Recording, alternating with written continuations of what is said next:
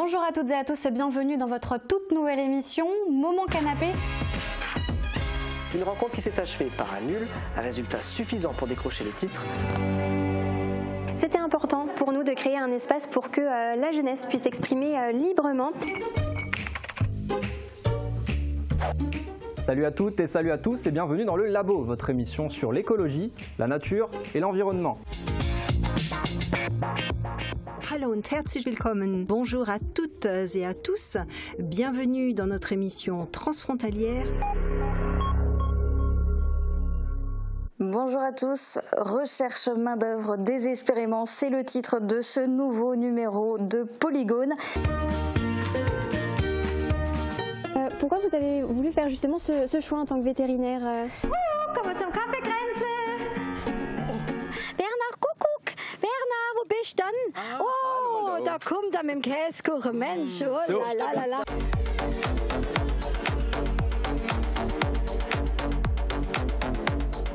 Bonjour à toutes, bonjour à tous, bienvenue dans le cadre, l'émission qui accueille pour vous les artistes de chez nous.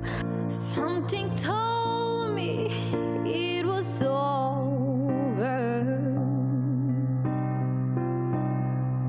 Vous l'avez constaté, en 2022, de belles pépites sont venues enrichir notre grille d'émissions. Toute l'équipe de Mosaïque Cristal se joint à moi pour vous souhaiter une excellente année 2023. Nous continuerons de vous informer, de faire rayonner toutes les belles initiatives qui se déroulent sur le territoire. Portez-vous bien, à très vite et meilleurs vœux.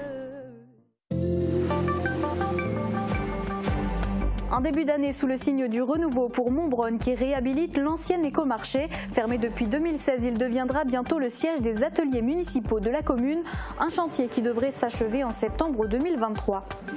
Pas de vacances pour l'équipe mobile de l'UDAF, l'Union départementale des associations familiales vient en aide aux sans-abri et l'hiver il redouble d'efforts pour apporter chaleur et nourriture aux personnes dans le besoin.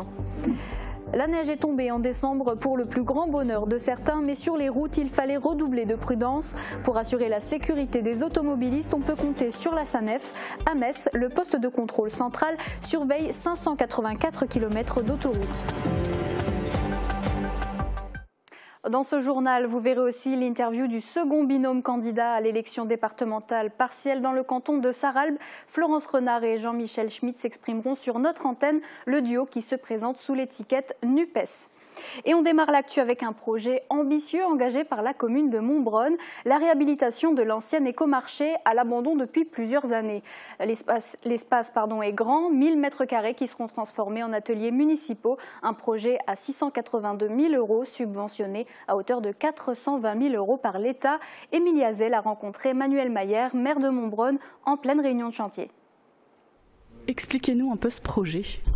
Écoutez, donc on est dans un projet de réhabilitation d'une ce qui était devenu une friche, parce que le magasin a été fermé depuis 2016 et nous avons un besoin d'un atelier municipal puisque nous occupons des locaux que nous louons depuis quelques années, depuis la construction de la maison médicale.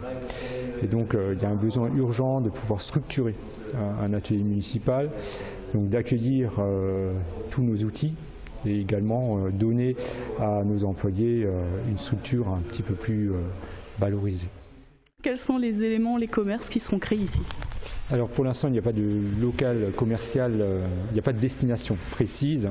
Nous avons prévu un local, une petite surface sur ce bâtiment qui fait 1000 m² pour y implanter éventuellement un local commercial.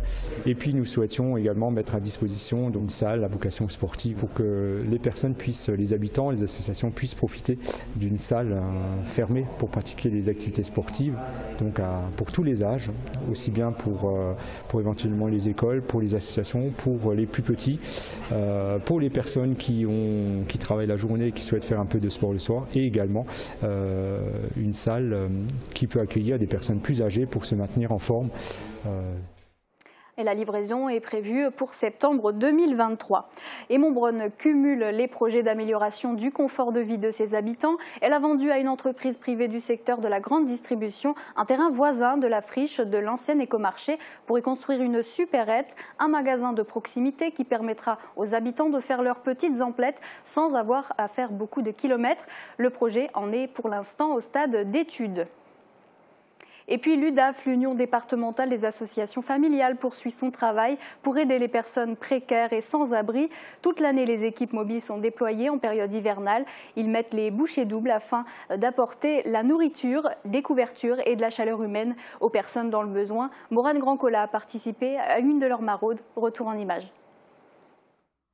Il est 9 h et à l'UDAF Sarreguemines, l'équipe mobile s'active.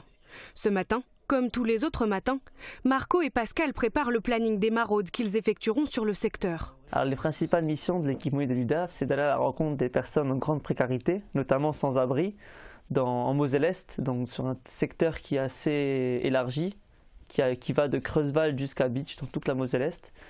On va à la rencontre de ces personnes, on leur propose de la nourriture, des produits d'hygiène, notamment des couvertures, un café chaud, etc. Avec les personnes qu'on rencontre en maraude, on essaie de d'abord créer une relation de confiance pour ensuite créer un lien social avec ces personnes pour pouvoir les orienter vers des partenaires adaptés. Donc tout dépend des besoins de la personne et de l'envie et du projet de la personne. On essaie d'orienter ces personnes vers ces partenaires qui leur sont adaptés. Et avant de partir en maraude, il faut se préparer. Pascal vérifie les endroits stratégiques à visiter, pendant que Marco remplit le sac de provisions à distribuer, comme des conserves ou du café. Ce matin-là, juste avant notre départ, Marco reçoit un appel important. Une épicerie solidaire leur a préparé un stock de sandwichs à venir récupérer. Direction le centre-ville de Sarreguemines. Vous avez des oreilles ? Voilà, c'est bon. Voilà. Merci à vous. De rien. Vous aussi, parce que vous faites un travail vraiment qui n'est pas toujours facile non plus avec les gens qui sont dans la rue. La maraude peut enfin commencer. Direction la gare de Sarreguemines, un endroit stratégique durant la période hivernale pour les sans-abri, car c'est un lieu chauffé et libre d'accès. Là-bas, nous rencontrons 2 hommes. Pascal et Marco prennent de leurs nouvelles, leur font la conversation et leur proposent du café et à manger. Ça n'a pas l'air grand-chose vu comme ça, mais parfois cela peut faire la différence pour attirer ces personnes plus que précaires vers des centres d'hébergement ou des accueils de jour. L'accueil de jour de l'UDAF permet d'ailleurs aux personnes de prendre une douche, faire la lessive, manger, utiliser Internet, discuter et créer du lien social. Un peu de chaleur pour ces personnes en difficulté. Il est presque midi, nous retournons maintenant au centre pour faire le point sur la situation. Aujourd'hui à Sarreguemines, 79 personnes sont hébergées au centre d'hébergement de l'UDAF. Nous pourrions croire que dans la cité faïencière, les sans domicile fixe n'existent pas, et pourtant. Pourtant c'est le cas, effectivement, on peut retrouver des personnes SDF dans la ville de Sarreguemines et dans les autres villes de Moselle-Est. Néanmoins, ce qui a de passé particulier, c'est que contrairement aux grandes villes, ils sont moins voyants, donc on est moins rural que les grandes villes, et donc on retrouve des personnes qui peuvent être invisibles aux yeux des gens en Moselle-Est. Les chiffres sont aussi alarmants. En décembre 2021, l'accueil de jour de Sarreguemines a accueilli 491 personnes, contre 1136 en novembre 2022. On a vu une évolution énorme, donc moi comme dit, j'ai pas vraiment de recul comparé aux autres collègues des autres années, mais de ce que j'ai vu pour ma part du travail que j'ai effectué l'année dernière et cette année, on a vu une énorme évolution du travail de la maraude et des accueils de jour. On rencontre plus de personnes que l'année dernière. Pour signaler une personne en difficulté ou obtenir de l'aide, un seul numéro, le 06 78 95 46 33. L'équipe mobile se chargera d'apporter son aide et sa bienveillance. Et le froid connu en décembre a rendu certaines de nos routes dangereuses, tapissées de verglas. La prudence était de mise et heureusement, sur l'autoroute, des yeux ont veillé sur vous. Ces yeux, vous observez depuis le poste de contrôle de la SANEF. Le poste central de Metz gère 584 km d'autoroute. Reportage en immersion. Cette salle, c'est les yeux de l'autoroute. Une 60aine de caméras présentes au-dessus des routes sont retransmises ici, surveillées par des opérateurs qui se relaient toutes les 8 heures. SANEF Sécurité, Sandra, bonjour. Si un événement se produit, surtout en ces temps neigeux, le poste central est mis au courant rapidement et peut déclencher son protocole selon la nature de l'accident. Ici on peut voir une panne, donc avec la présence d'un patrouilleur. Donc on va pouvoir mettre en place donc les panneaux à message variable et envoyer l'information à la radio pour pour que ça soit diffusé au maximum de clients. Le poste central de la SANEF est multitâche et efficace grâce à leurs nombreuses caméras. Le PC, c'est vraiment la tour de contrôle en fait de l'autoroute. On a trois PC autoroutiers en fait sur le groupe SANEF. Nos équipes coordonnent finalement l'ensemble des acteurs, que ce soit nos équipes sur le terrain qui vont assurer une protection, nos patrouilleurs, gérer un événement, une situation particulière. Le poste central est en lien avec 200 personnes sur le terrain et celui-ci est vaste. Pour le PC précisément de Metz, le PC va gérer finalement toute la partie A4, c'est-à-dire en fait aux portes de Paris jusqu'aux portes de Strasbourg, et puis une partie de la 26, notamment en fait en partant du nord de Reims au nord de Troyes. Ça représente 584 km en fait gérés de ce PC. Un second poste central existe pour l'assistance au péage. Les opérateurs répondent aux appels des usagers notamment. Merci beaucoup. Je vous en prie, bonne fin de journée, au revoir. Si vous prenez prochainement l'autoroute, soyez prudents, mais n'ayez crainte, la SANEF veille sur vous. Et c'est devenu une habitude pour les habitants de la Casque. Chaque année, la communauté d'agglomération Sarreguemines-Confluence réalise sur les communes de son territoire une collecte spécifique pour le ramassage des sapins de Noël. Cette année, elle aura lieu mercredi 11 janvier. Ces conifères sont destinés à être valorisés sur une plateforme de compostage. Les sapins décorés ou comportant de la neige artificielle, ceux placés dans des sacs à sapins ou mesurant plus d'1,80 m, devront être ramenés en déchetterie. Et on marque une courte pause. Après la pub, on continue avec l'interview exclusive du second binôme candidat au poste de conseiller départemental pour le canton de Sarralbe. Restez avec nous. Qu'il vente, pleuve, fasse froid ou chaud, une maison isolée par Moder Habitat reste agréable et saine au fil des saisons. Retrouvez votre programme avec le Crédit Mutuel, partenaire des grands événements de votre région. Une banque qui appartient à ses clients, ça change tout. Bonjour tout le monde, c'est une journée assez pluvieuse qui se profile pour demain. Des averses sont attendues dès le début de la matinée et tomberont tout au long de la journée. Les températures minimales iront de 3 à 6 degrés et les maximales de 10 à 13 degrés. Demain, pensez à souhaiter une bonne fête aux Angèles et il fera jour de 8h29 à 16h50. Passez tous une très belle journée et à demain. C'était votre programme avec le Crédit Mutuel, partenaire des grands événements de votre région. Une banque qui appartient à ses clients, ça change tout.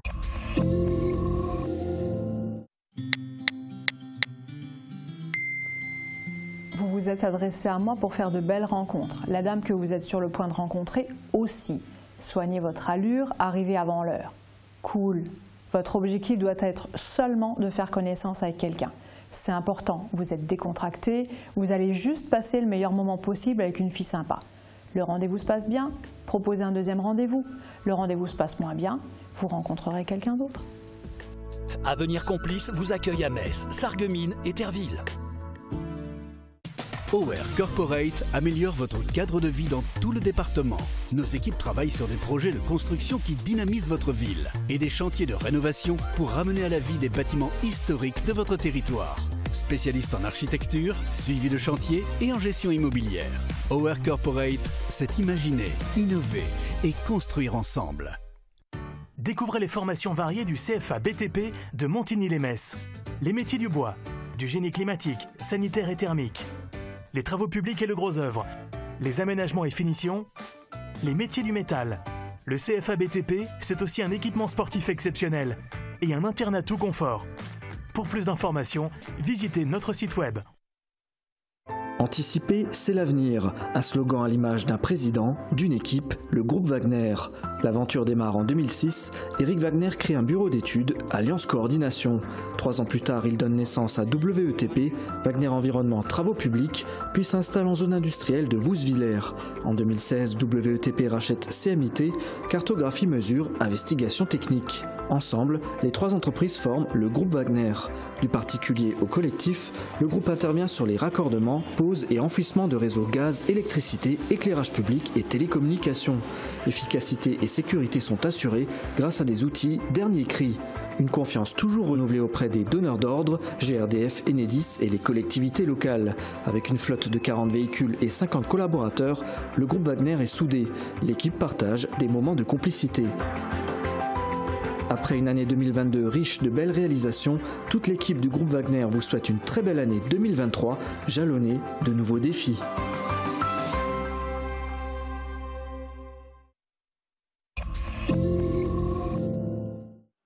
On poursuit la campagne électorale départementale pour le canton de Sarralbe sur notre antenne. Hier, vous avez pu écouter les discours du premier binôme. Aujourd'hui, on vous présente le second. Florence Renard et Jean-Michel Schmitt se présentent sous l'étiquette NUPES au poste de conseillers départementaux.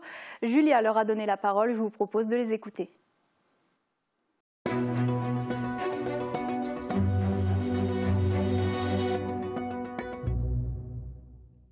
Bonjour à tous, Mosaïque Cristal vous propose une semaine d'émission de campagne électorale pour l'élection départementale partielle dans le canton de Sarralbe. Le binôme de candidats du jour est composé de Florence Renard et Jean-Michel Schmitt. Bonjour. Bonjour. Avant de parler de politique, on s'intéresse aux personnes. Florence Renard, qui êtes-vous ? Alors, je suis une enseignante en droit, spécialiste de droit allemand. En fait, je suis à l'université de la Sarre en Allemagne.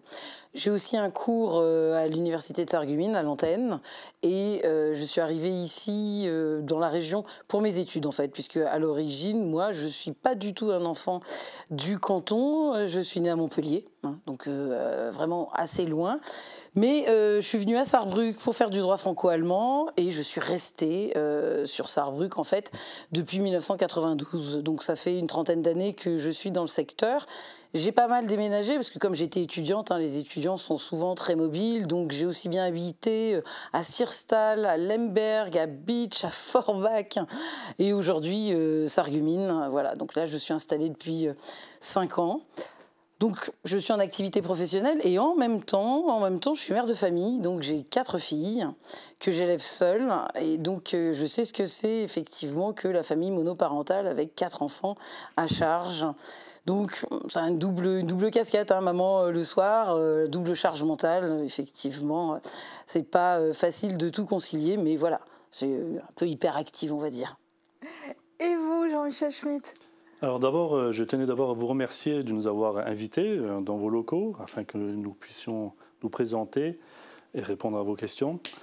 Je tiens aussi à souhaiter de bonnes fêtes à nos citoyens du canton de Sarralbe et autres. Voilà. Donc je me présente, je m'appelle Jean-Michel Schmitt, j'ai 46 ans et je suis technicien énergie et bâtiment dans le secteur automobile. Donc un secteur effectivement qui est en difficulté, hein, comme vous le savez, par rapport à la crise actuelle, la crise sanitaire et aussi d'approvisionnement des puces électroniques. Voilà, donc je suis également représentant du personnel à la Force ouvrière depuis quelques années déjà. D'ailleurs, nous sommes majoritaires dans mon entreprise. Et donc, je connais les problématiques de mes collègues.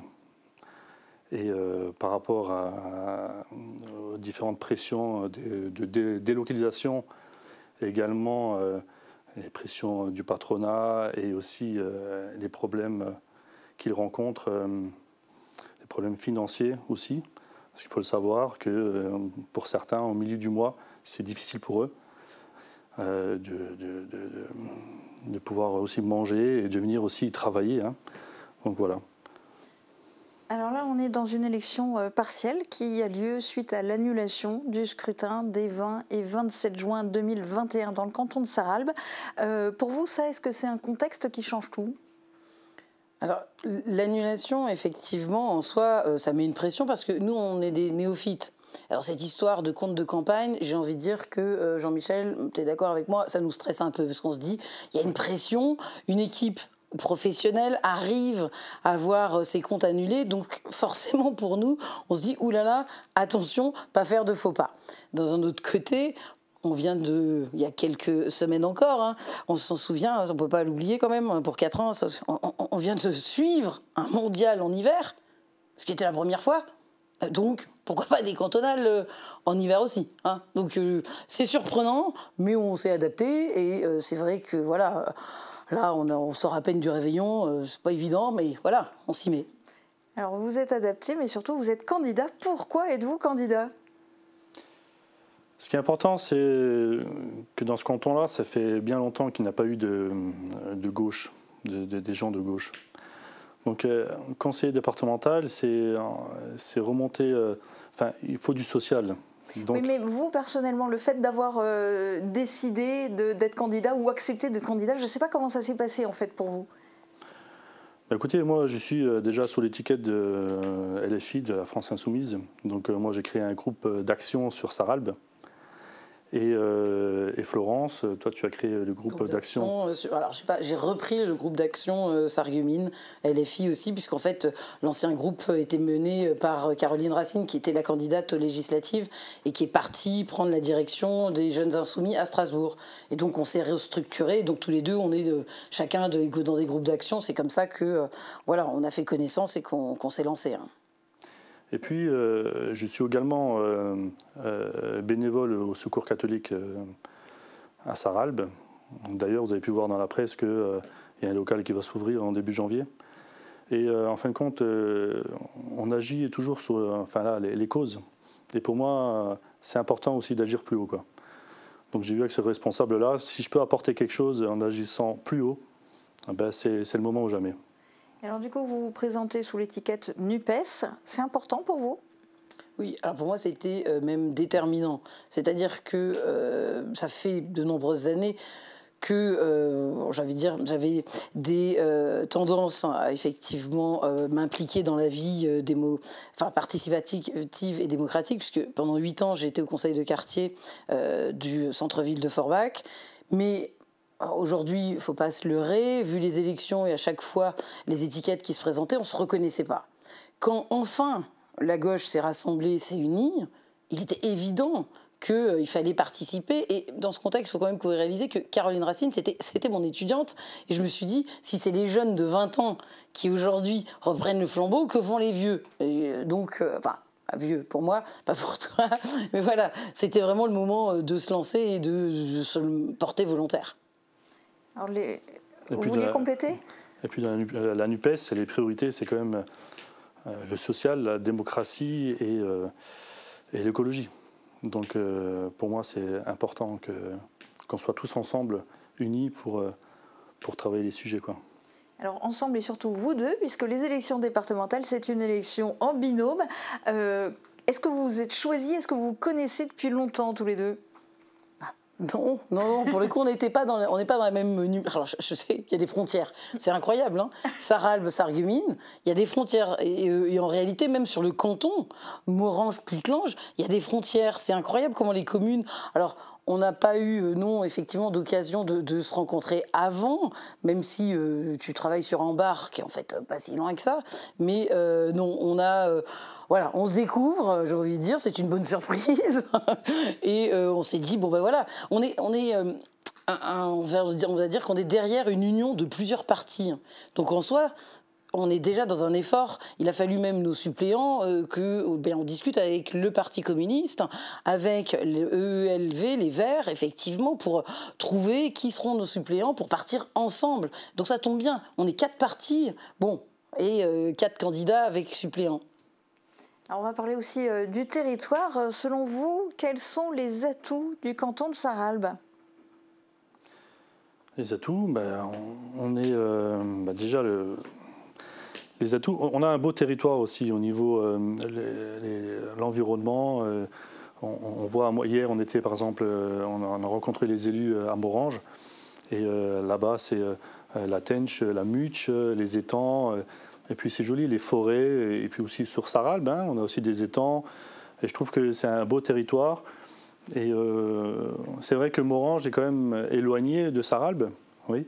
Mais maintenant, avec les moyens qu'on a, les moyens numériques, justement, pour faire remonter les doléances des citoyens, il y a possibilité de faire. C'est vrai qu'hier, on nous a dit... Oui, mais c'est loin, Morhange, Sarralbe. Nous, quand on va faire nos courses, on va sur Folcomont, on va dans le pays du Saulnois. On ne connaît pas trop Sarralbe et tout. Mais l'avantage que nous, on a, enfin, nous deux, c'est qu'on est disponible. On n'a pas d'autres mandats. Moi, je ne suis pas maire. Et si maintenant, je suis conseiller départemental, je vais vraiment faire ça à fond et me donner à fond. Alors, on ira sur Morange, on essaiera de créer des permanences. Il y a les réseaux sociaux, on peut mettre des cahiers de doléances dans les villages, dans les villes. Voilà, pour moi, c'est important de remonter les informations, d'être là, présent. Et pas juste de prendre un mandat comme ça pour prendre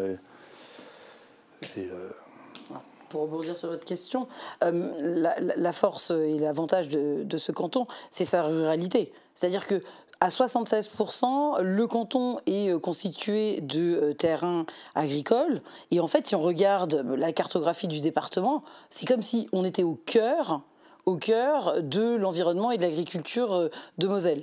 C'est-à-dire que le Nord, c'est quand même assez industrialisé. Il va y avoir des grandes villes qui vont être plutôt commerciales. Et aujourd'hui, après la crise sanitaire, qu'est-ce qu'on cherche? Le calme, les espaces, l'environnement. Donc franchement, c'est vrai que ça paraît être un désert, hein, mais non, pas du tout. Ce canton-là, sur sa longueur, présente en fait cette force, celle que tu disais, c'est-à-dire la nature et l'environnement. Et alors, rapidement, peut-être, quelles sont, à vos yeux, les faiblesses de ce territoire du canton de Sarralbe? Alors, pour le coup, c'est sa transversalité, c'est-à-dire qu'en fait, on n'est que le long de la départementale. C'est-à-dire qu'on est tout en longueur, et en plus, il a été restructuré. On va dire, les citoyens qu'on rencontre, qui sont un peu plus âgés, connaissent pas bien ce canton, parce qu'il reste, comme tu le disais, sur des anciens attachements, à des anciennes structures. J'ai l'impression que c'est un petit peu, je veux dire, Nantes et la Bretagne, c'est-à-dire que personne ne se sent comme relevant de ce canton, parce qu'il est récent, compte tenu de l'âge moyen aussi de la population. Quelles sont, en quelques mots, si on peut le faire rapidement, les principales missions à vos yeux du conseil départemental?